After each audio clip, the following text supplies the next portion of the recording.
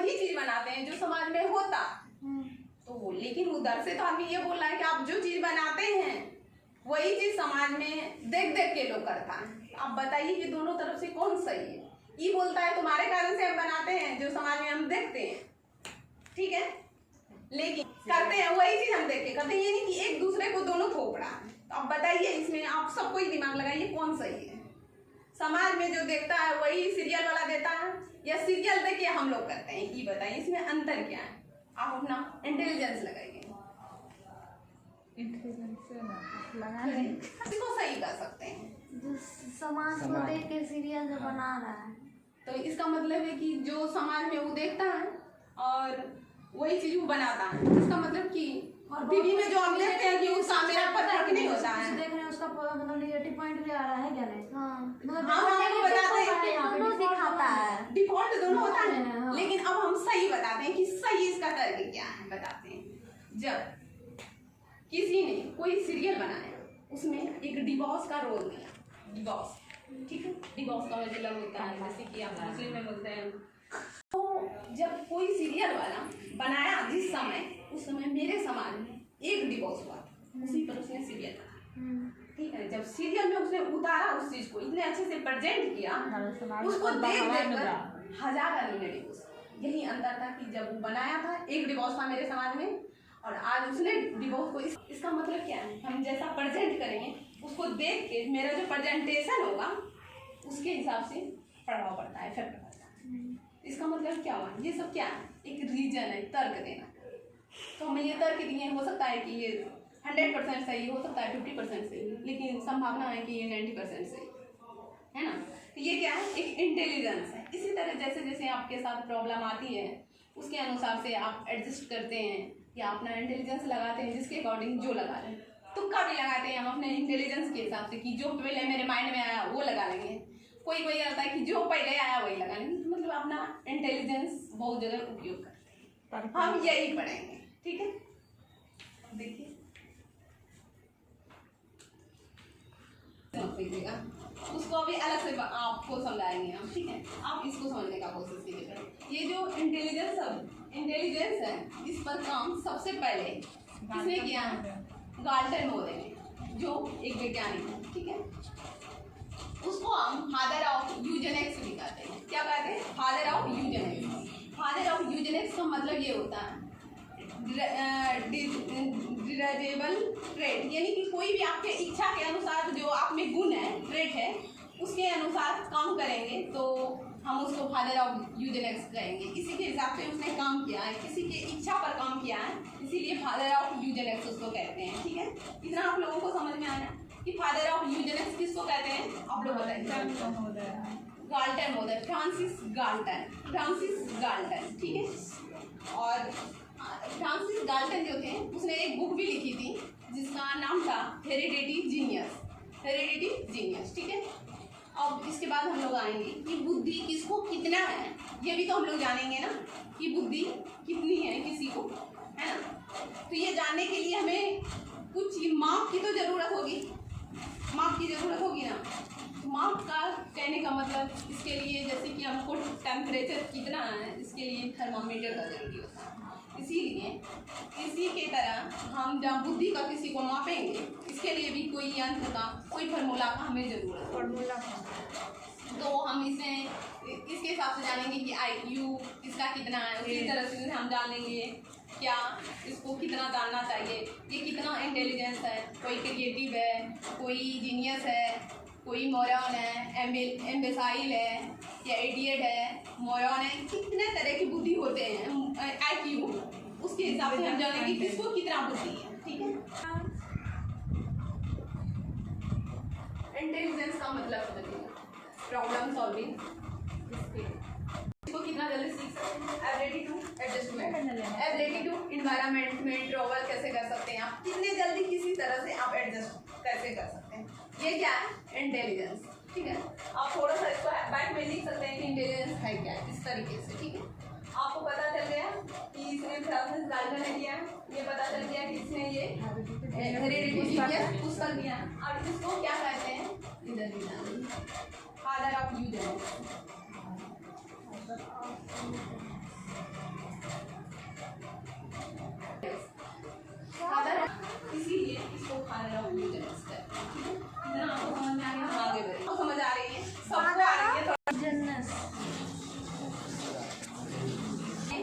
मापने के लिए कुछ चाहिए, इसी तरीके से वो देखता है जैसे वैसे। अब हमको इसको नापने के लिए कुछ चाहिए। इंटेलिजेंट टेस्टिंग हुआ था, यानी कि इंटेलिजेंस परीक्षण, यानी कि कहिए कि परीक्षण पर काम किया था एल्बर्ट बिने, जिसको बिने इंस्टीट्यूट भी। इसका पिता जो कहेंगे फ्रांसिस गाल्टन को कहेंगे। और अब हम पढ़ेंगे इंटेलिजेंस टेस्टिंग। हम पढ़ चुके हैं, इंटेलिजेंस पढ़ लिए, अब हम लोग करेंगे इंटेलिजेंस टेस्टिंग, ठीक है। अब बिने का चलेगा में। एल्बर्ट बिने ने 1905 में इसको क्या कहते हैं, बुद्धि परीक्षण, ठीक है। 1905 में किसने दिया था? एल्बर्ट बिने। कितने समय में? 1905। इसको ना मतलब कोई भी चीज़ हम जब करते हैं इसको रिवाइज भी होता है ना, टाइम आते आते। इसको 1905 में पहले बार काम किया, उसके बाद रिवाइज इसको 1908 में इंटेलिजेंस टेस्टिंग को रिवाइज भी किया गया था, ठीक है। 1905 में दिया गया था। आप लोग ध्यान से सुनिएगा, लास्ट में सारा क्वेश्चन करेंगे। इसीलिए इंटेलिजेंस टेस्टिंग जो है एल्बर्ट बिने ने 1905 में दिया था या उस पर काम किया था। उसको फिर से रिवाइज 1908 में किया था, दूसरा यानी कि फिर से तीसरा जो रिवाइज है वो 1912 में। क्या 1912 में रिवाइज भी किया था इसको, ये इंटेलिजेंस टेस्टिंग वो 1908 में किया था ना, फिर से किया। हाँ, दोबारा फिर से किया। यानी कि इसको पहला रिवाइज बोलेंगे, इसको दूसरा रिवाइज बोलेंगे। और 1905 में उसने दिया। इतना तक तो आप लोग समझ गए, ठीक है। इंटेलिजेंस टेस्टिंग पर, ठीक है। अब हम आगे बढ़ेंगे। एक होता है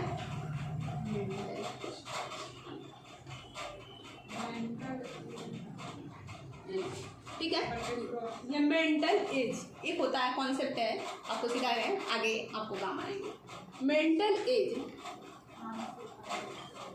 मेंटल एज जो है ये किसने दिया? इस पर 2 आदमी ने काम किया था मेरे, ठीक है। ऐसा इस पर हम 2 आदमी नहीं कहेंगे, हम एक ही आदमी कहेंगे, क्योंकि एक ही आदमी को हम जानते हैं। तो मेंटल एज पर एक आदमी ने काम किया था, उसका नाम है क्या? उसका नाम है विलियम स्टर्न। उसका नाम क्या है? William stern. नाम लिखिए, फिर पूछेंगे।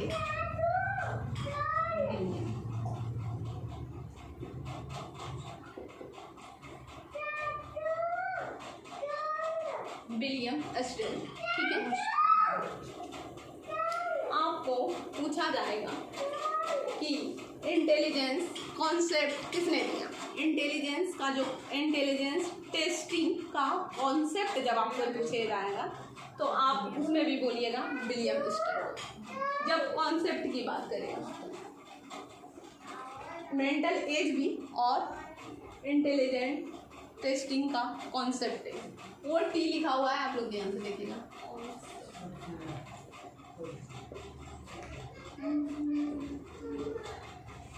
इंटेलिजेंट टेस्टिंग का कॉन्सेप्ट किसने दिया था? William stern. और मेंटल एज किसने दिया था? William stern. आप लोगों को इतना याद रखिए। अब आप लोगों को ये बताते हैं IQ। IQ क्या होता है ये जाने। हम लोग बोलते हैं ना, आपका IQ लगता है कि अच्छा हुआ, अच्छे दिख रहे हैं, कि आप सब चीज़ में एडजस्ट हो रहे हैं, है ना। तो IQ होता क्या है? Intelligent quotient. क्या होता है? Intelligent quotient.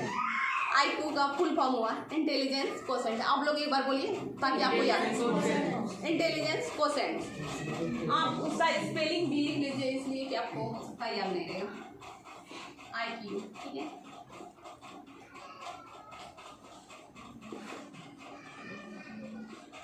Intelligence quotient.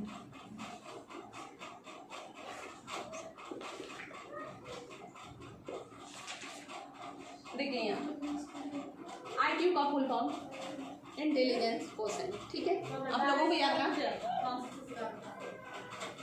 आप लोगों को याद रहा? यस। अब एक फॉर्मूला आप लोगों को बताएंगे। क्या बताएंगे? IQ बराबर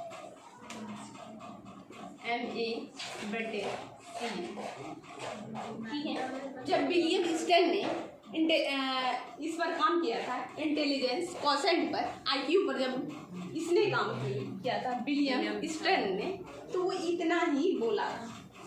ठीक है, आईक्यू बराबर MA/C। आप लोगों को ये भी बताएंगे MA क्या होता है, CA क्या होता है। ठीक है, जब इसको रिवाइज्ड किया गया, रिवाइज्ड का मतलब एक दूसरे वैज्ञानिक ने इस पर काम किया। किसने? टर्मन ने। जब वो टर्मन ने इस पर आईक्यू पर काम किया तो उसने क्या लगाया, 100। आईक्यू बराबर उसने तब फार्मूला दिया, आईक्यू बराबर MA/C मल्टीप्लाई 100।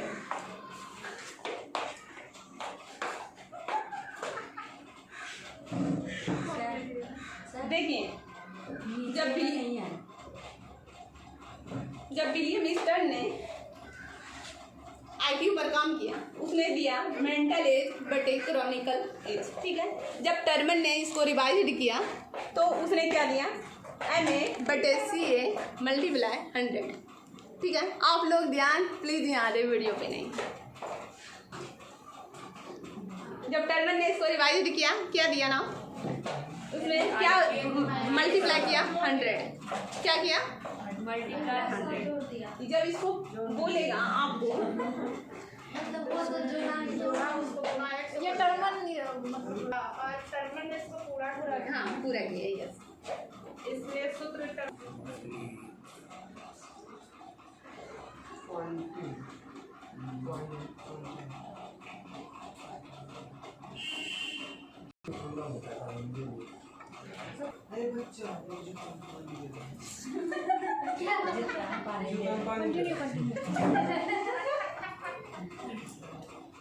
ठीक है, आप लोगों को एक बार रिवाइज करवा देते हैं इस तरह।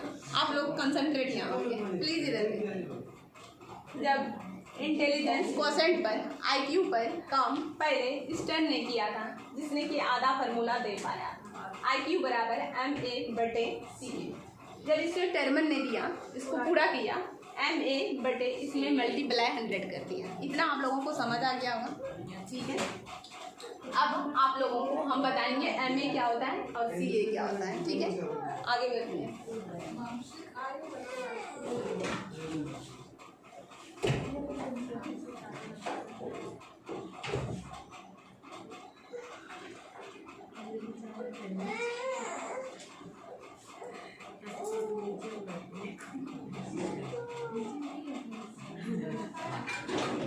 देखिए यहाँ आप लोगों से हम्बल रिक्वेस्ट है, अपने से में बात मत कीजिए। आप यहाँ अभी देखिए, उसके बाद आपको जो भी डाउट होंगे हम क्लियर करा देंगे।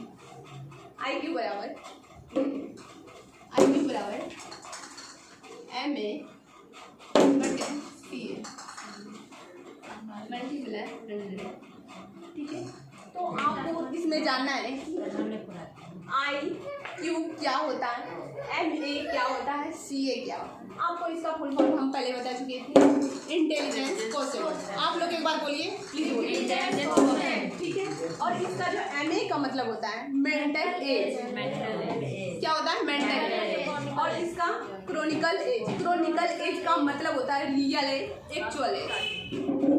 रियल एज या एक्चुअल एज या क्रोनिकल एज। ठीक है, इसको ठीक है, रियल एज का मतलब ये हुआ कि आपकी आयु, अभी मेरी आयु जो है 25 ईयर, इसको हम क्रॉनिकल एज कर सकते हैं या फिर रियल एज कर सकते हैं या एक्चुअल एज कर सकते हैं।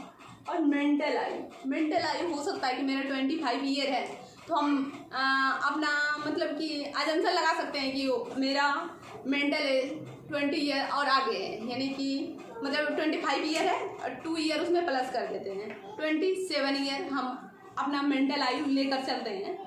ठीक है, वो होता है मेंटली, यानी कि आपकी सोचने की पावर कितना है। मान लीजिए कि आप कितना ईयर के हैं, 20 साल के हैं, लेकिन आपकी सोचने की क्षमता एक बूढ़े की तरह आप बोलते हैं, लगता है कि आप कोई बड़े लोग हैं। बड़े लोग का मतलब आप 40 साल की तरह बोलते हैं, तो वही आपका मानसिक आयु है। वही क्या हुआ, मानसिक आयु। मेंटल आयु का जो हिंदी है आप समझिएगा, मेंटल आयु का जो हिंदी है वो मानसिक आयु कहा जाता है, और क्रॉनिकल एज का हिंदी वास्तविक आयु होता है। इतना तो आप लोगों को समझ में आया होगा, हिंदी का डाउट क्लियर हो रहा है। तो मेंटल एज उसे कहेंगे कितना आपकी सोचने की क्षमता है उसको कहेंगे मेंटल एज, और रियल एज वो कहेंगे जितने ईयर के हम हो चुके हैं। ठीक है, आप कोई भी एक एग्जांपल बताइए कि आपकी एज कितनी है, आपकी एज कितनी है, आप कोई भी मान लीजिए आपका 25 ईयर है, तो इसको हम क्या बोलेंगे, सी ए, इसको क्या बोलेंगे, सी ए। ऐसे हम एक बार फुल फॉर्म लिख देते हैं। ईयर बताना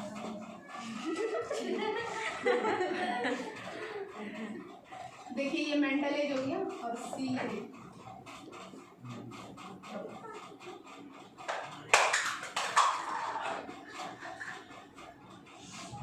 मेंटल एज मतलब समझिए मानसिक आयु, और सी ए बराबर क्रॉनिकल आयु, सी आर एफ उसके लिए। और हम ऐसे एग्जांपल आपको लेते हैं, ऐसे इसको किया नहीं जाता, इसका मापने का बहुत सारा क्षमता रहता है, बट हम ऐसे आपको एक नॉर्मल तरीका बताते हैं कि फार्मूला का यूज कैसे किया जाता है। ठीक है, मान लीजिए कि किसी भी बच्चे का आयु, जैसे कि दिव्यांश है ना, तो मान लीजिए उसका क्रॉनिकल एज यानी कि वो जो एक्चुअल में उसका रियल एज है, मान लीजिए 3 ईयर है। ठीक है, कितना, 3, इसको हम सी ए।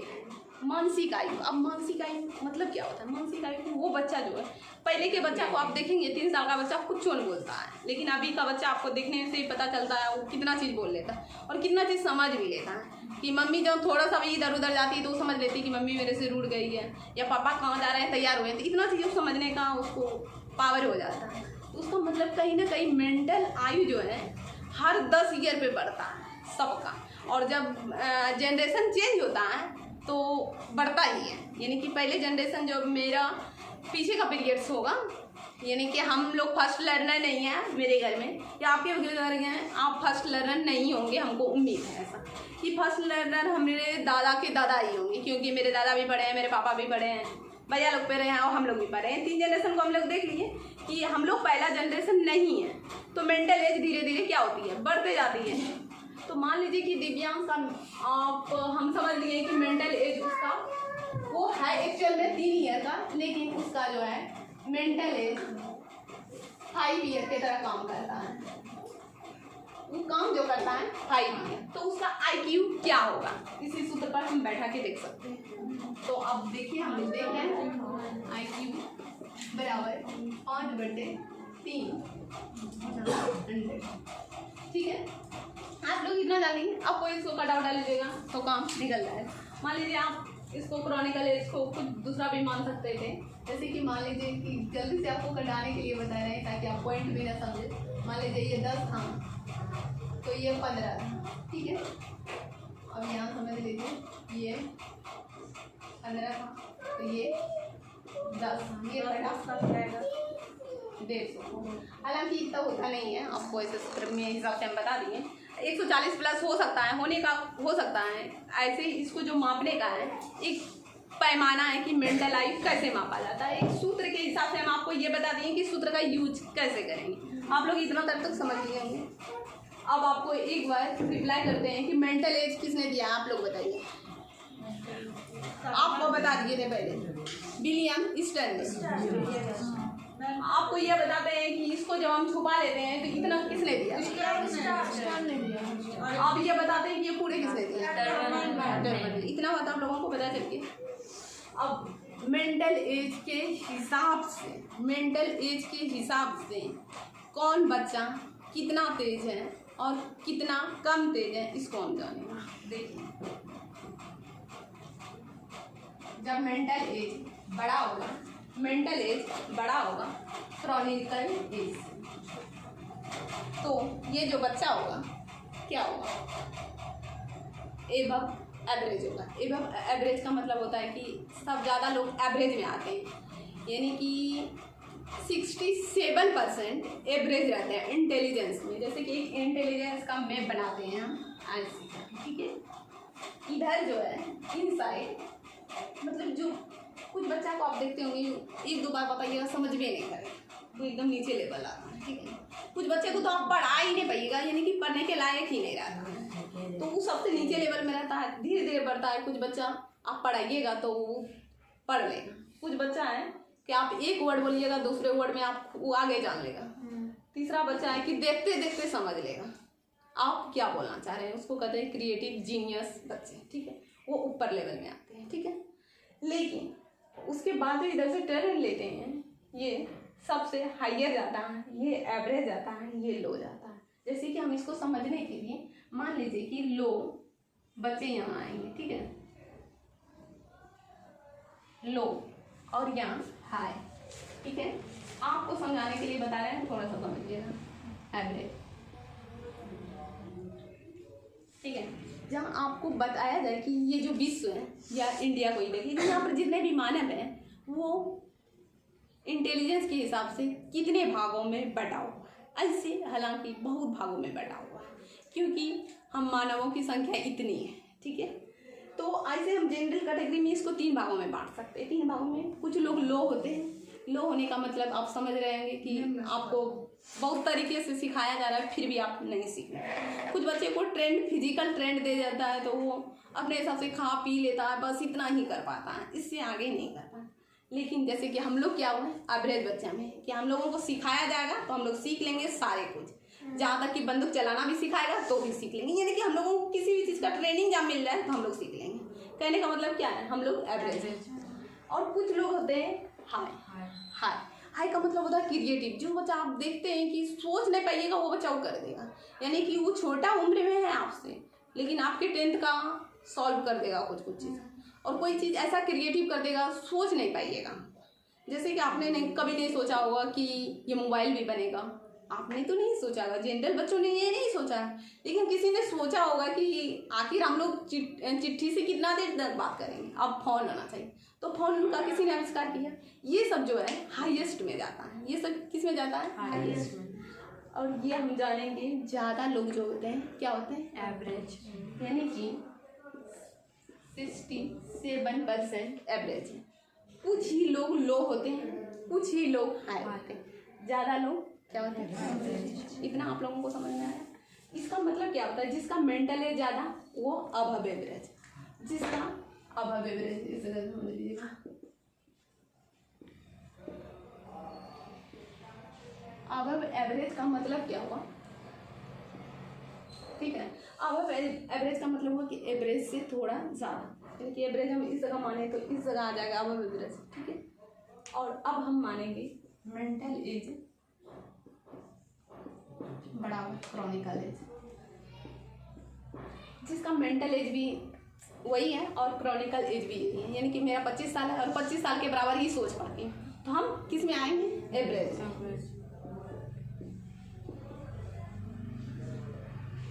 किस में आएंगे, एवरेज में। जब मान लीजिए मेंटल एज मेरा कम है और क्रॉनिकल एज ज़्यादा है, यानी कि हम हैं 20 ईयर का, लेकिन हम सोच कितना पाते हैं 15 साल के बच्चों की तरह। हम 15 साल के बच्चों की तरह सोचते हैं कि हम ये करेंगे तो लब करेंगे, ये हो जाएगा वो हो जाएगा, जो छोटे में हम सोचते थे, ठीक है। लेकिन मेरा एज एक्चुअल में वो सोचने की नहीं है, तो हम क्या होंगे, लो एवरेज।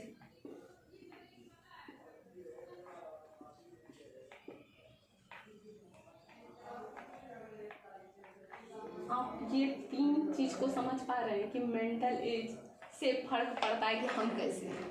मेंटल एज ज़्यादा है तो हम अबव एवरेज में जाते हैं, मेंटल एज और क्रॉनिकल एज जहाँ बराबर है तो हम एवरेज में आते हैं, और मेंटल एज और क्रॉनिकल एज में जहाँ क्रॉनिकल एज बड़ा है तो हम लो एवरेज में आते हैं, यानी कि इधर मेरा टर्न होगा। जब बढ़ेगा मेंटल एज तो हम उधर जाएंगे। इतना समझ में आया। आपको इसको समझना है, सिर्फ एग्जाम में ऐसा कुछ नहीं पूछेगा, लेकिन आपका कॉन्सेप्ट होना चाहिए। यही कॉन्सेप्ट जब आपका क्लियर होता है तो कुछ क्वेश्चन को आप नहीं भी जानते हैं फिर भी कॉमन सेंस लगा लेते हैं। तो ये कॉमन सेंस लगाने के लिए बताया जा रहा है कि ये एक्चुअल में पूछा नहीं जाएगा। पूछा ये जा सकता है कि मेंटल एज क्या होता है, क्रॉनिकल एज या फार्मूला किसने दिया, ये सब चीज़ पूछेगा। एक्चुअल में ये चीज़ नहीं पूछेगा ये, लेकिन आपको समझने के लिए बहुत अच्छा लगा होगा कि ये इस तरह लोग होते हैं, ठीक है। हम आगे बढ़ेंगे। आप लोगों को इतना तक में कोई प्रॉब्लम,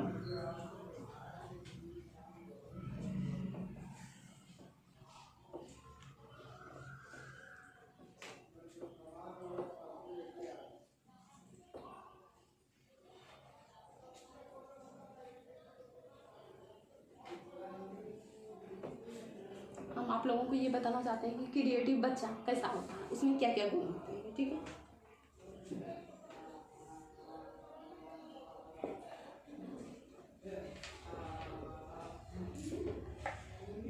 क्रिएटिव चाहिए, ठीक है। क्या क्रिएटिव चाहिए, आप याद रखिएगा AC, क्या AC, एक सीमेंट आता है ये ऐसा, याद रखिए, ठीक है। आपको एक एग्जाम चाहिए जिसमें ये तीनों गुण होगा, वो होगा क्रिएटिव। ये जो पार्टनर है ये क्रिएटिव, ठीक है।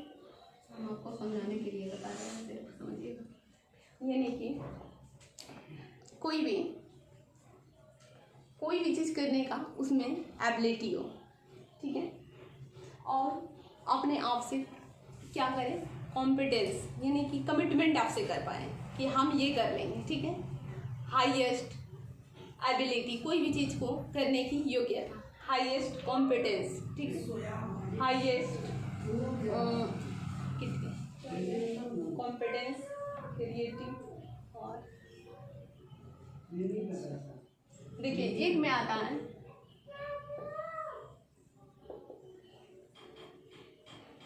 हाईएस्ट एबिलिटी,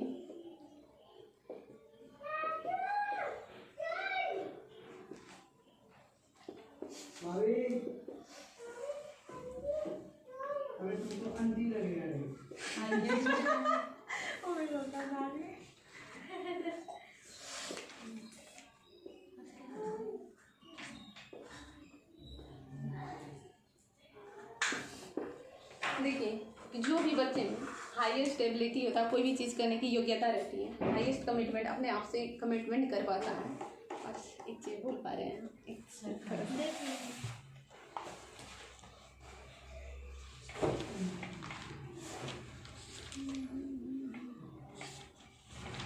समझ नहीं आता कहाँ लिखना, ठीक है।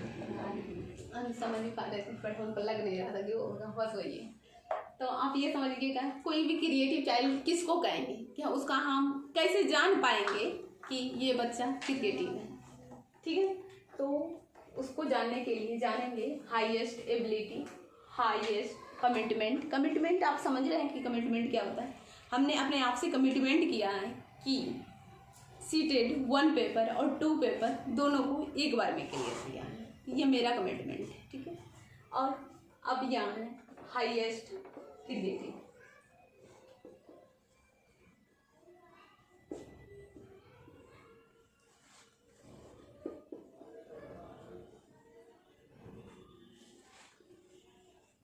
ठीक है। क्रिएटिव बच्चे की पहचान कैसे करेंगे, जो बच्चा कोई भी चीज़ करने के योग्य है, हाईएस्ट कमिटमेंट, कोई भी चीज़ चाह के मतलब अपनी चाह बना के उसको प्राप्त कर सकता है, यानी कि मैंने ये चाह बनाई कि ये कर लेंगे तो हम वो कर लेंगे, ये अपने आप से कमिटमेंट है। आप लोगों को सबको कमिटमेंट होगा कि हमें सीटेट पास करना होगा, यही कमिटमेंट है, ठीक है। हाईएस्ट क्रिएटिविटी, हाईएस्ट क्रिएटिविटी का मतलब हुआ कोई भी चीज़ पर आप अपना सृजनात्मक बुद्धि लगा सकते हैं। बुद्धि लगाने का मतलब क्या होता है, ये होता है कि जैसे कि आप कुछ भी काम कर रहे हैं उसमें आप थोड़ा सा लीक से हट के काम कर रहे हैं। किससे? लीक से। सब कोई पढ़ता है, कोई अलग तरीके से पढ़ता है तो उसका वो क्रिएटिव माइंड होगा। क्रिएटिव का मतलब ये हुआ कि सब कोई मतलब कि कपड़े पहनते हैं, लेकिन क्रिएटिव माइंड क्या लगाया है, लोगों ने इधर काट दिया उधर काट दिया, ये सब क्या लगाया, ये सब क्रिएटिव माइंड। पहले काटा छटा तो नहीं मिलता था, पहले सोचते हैं कि गरीब लोग कटा वटा पहनेगा, लेकिन अभी क्या हुआ, उसको थोड़ा सा मॉडिफाई किया है, क्रिएटिव बनाया माइंड को कि इधर थोड़ा काट देते हैं इधर थोड़ा सा निकाल देते हैं तो कैसा लगेगा। तो ये क्या है, एक क्रिएटिव का पहचान है। इस चीज़ जहाँ तीनों है आप में तो वो क्रिएटिव चाइल्ड है। क्या है? क्रिएटिव चाइल्ड है। आप लोगों को यहाँ तक समझ आया है? ठीक है, आप आगे बढ़ेंगे।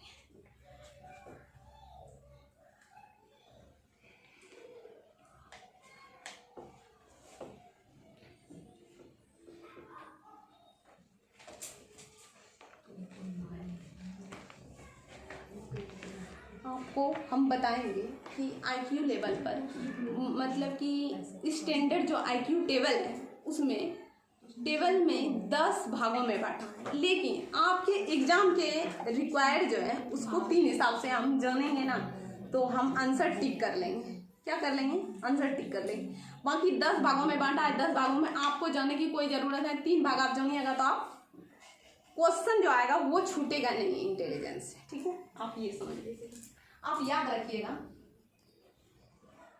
0 से 20 जिसका IQ हो वो क्या कहलाएगा? इडियट। ठीक है, ओ हो गया क्या? देख लीजिएगा आप।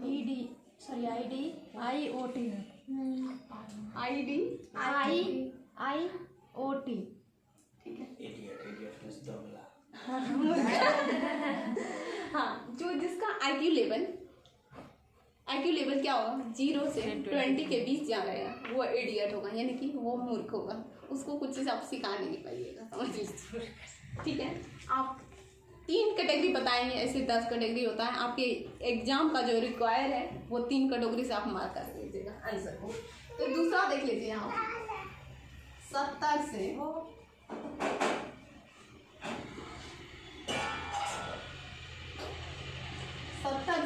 89 तक, 70 से 89 तक क्या होता है जानते हैं? ये एवरेज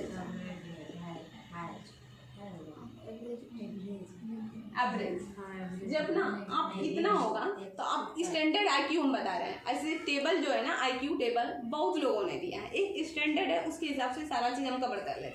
एक टर्मन ने दिया है, बहुत लोगों ने अपने हिसाब से IQ का लेवल को बताया है, लेकिन ये स्टैंडर्ड है, इसी से सब बना है। यानी कहते हैं कि हम 1 से 10 तक गिनती करते हैं, 10 से ही हम लाखों तक पहुँच जाते हैं। तो मेन जो स्टैंडर्ड IQ है यही है, इसी से सब ने अपने अपने हिसाब से थोड़ा मोड़ा 19-20 किया है, ठीक है। तो ये आपको पता होना चाहिए। 0 से 20 जिसका IQ होगा वो इडियट होगा। 70 से 89 तक जिसका रहेगा वो एवरेज रहेगा। अब इस जगह से देख लीजिए, जिसका 120 या 120 से 130 ही कर लीजिए, वो क्या हम आपको बता देते हैं। इसको हम क्या कहेंगे? क्रिएटिव।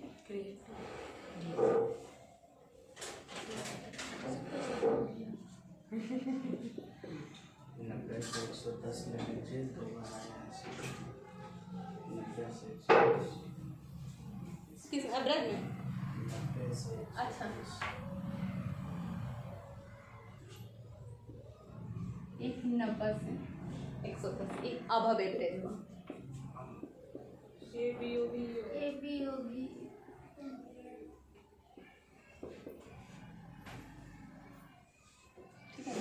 आप अच्छा ये 3-4 याद रखिएगा आप लोग, ठीक है। कैटेगरी कितना है? 10 है। आपको 10 याद करना था, लेकिन इसमें जहाँ आपको छांट के दिया जा रहा है कि 4 ही याद करना है, 4 से हो जाएगा तो आपके लिए आसान है, ठीक है। तो आप याद रखिएगा 0 से 20 तक जिसका IQ आएगा उसको क्या कहेंगे? इडियट। जिसका 70 से 89 के बीच आ जाएगा उसको एवरेज बच्चा कहेंगे। एवरेज में आ रहा है, ये नहीं कि उसको सब कुछ हम सिखा सकते हैं। 90 से 110 अबव एवरेज, इसको मतलब कि वो एवरेज से थोड़ा जल्दी सीख लेता है, पढ़ लेता है, समझ लीजिए। और इसमें प्रतिभाशाली में होगा कि ये ऑलराउंडर होगा, हर क्षेत्र में इसका बेहतर परफॉर्मेंस रहता है। 20 से 25 जिसका IQ होगा उसको क्या कहेंगे? इडियट। उसको क्या कहेंगे? इडियट, ठीक है। 20 से 25, 20 या 25 से 50 तक उसको क्या कहेंगे? एम्बेसाइल। एम्बेसाइल का मतलब होता है अल्पमूर्ख, यानी कि मूर्ख तो है, थोड़ा उसमें कमी है, ठीक है। और 50 से 70 तक मोरॉन, यानी कि मूल बुद्धि वाला, ठीक है। और 70 से 90 के बीच में फेबल माइंडेडनेस, यानी अल्पमूर्ख, यानी उससे थोड़ा सा कम, ठीक है। और यहाँ आया 90 से 110, ये एवरेज है। एवरेज में ही सामान्य लोग ज़्यादा लोग आते हैं। ये हुआ 110 से 120 तक सुपीरियर है, यानी कि एवरेज से ज़्यादा, अबव एवरेज जिसको हम बोल सकते हैं, ठीक है। ये हुआ 120 से 139 तक वेरी सुपीरियर, यानी आप लोग को ये समझ आया कि जब 20 से 25 यानी 20 से 25 तक आएगा तो इडियट, 25 से 50 के बीच आएगा तो एम्बेसाइल, और 50 से 70 के बीच आएगा तो मोड़ा, और 70 से 90 के बीच आएगा फेविबल माइंडनेस, और 90 से 110 के बीच आएंगे तो एवरेज, जिसमें कि ज़्यादा से ज़्यादा लोग आते हैं। 110 से 120 तक का सुपीरियर यानी अबव एवरेज, ठीक है। 120 से 139 तक वेरी सुपीरियर या उसको क्रिएटिव भी कर सकते हैं, ठीक है। और 140 से या 140 से अधिक 50 भी बन सकते हैं जीनियस यानी प्रतिभाशाली। आप समझना चाहते हैं कि क्रिएटिव क्या होता है, और क्रिएटिव और जीनियस में डिफरेंस क्या है। क्रिएटिव का मतलब ये नहीं होता है कि किसी भी एक फील्ड में वो क्रिएटिव है। क्रिएटिव का मतलब हुआ कि कोई भी चीज़ को देखा, अचानक उसको कुछ आया, उस पर कुछ कर दिया, ठीक है। कुछ करने का मतलब उस पर कुछ काम कर दिया। क्रिएटिव माइंड कोई भी क्षेत्र में वो कर सकता है, जिसका माइंड जिस तरह हो, ठीक है। और उसी चीज़ को थोड़े डीप में ले जाकर उस पर काम करना, उसको कहते हैं प्रतिभाशाली, ठीक है। जीनियस सबसे सुपीरियर होगा, सबसे सुपीरियर जिसको हम जीनियस बोलते हैं। और जहाँ तक आप आती है बात परीक्षाओं की, एग्ज़ाम की, ये क्वेश्चन कैसे आते हैं एग्ज़ाम में, ये एक बार आए हैं और ये 2 बार आए हैं। ये सबसे मेन पॉइंट यही है, ठीक है। ये जो आपको दिख रहे हैं 90 से 110, आप इसको हमेशा याद रखिएगा कि ये एवरेज है, ठीक है। और ये जो है 140 या इससे अधिक आपको जब पूछ लेता है तो आप जीनियस डालिए। 2 बार ये 2 बार आए हैं, आप लोग इसको ध्यान रखिएगा इस टेबल। आप लोग सब कोई